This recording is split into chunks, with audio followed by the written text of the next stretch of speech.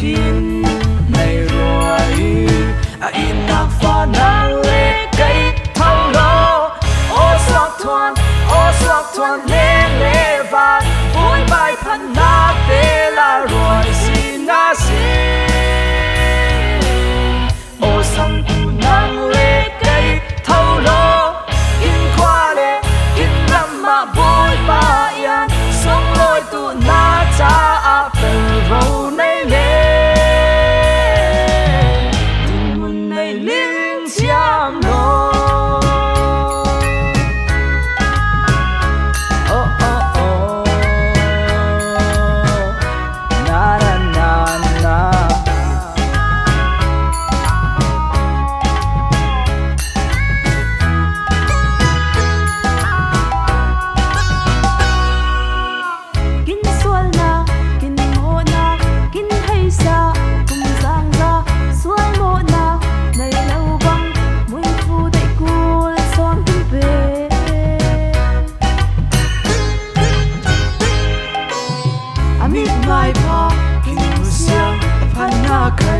Tết in xiang vui bài phát nào qua tin thăng phát lâu chill na cái lâu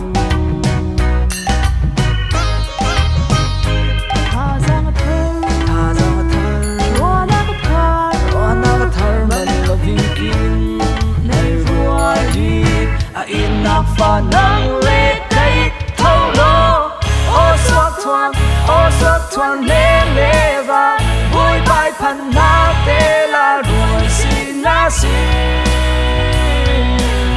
ô sâm tu nang lệ cây thâu lô kinh qua lệ kinh tâm mà vui ba yên sống lối tu na cha à bờ râu này lệ tình mun này linh chiam lô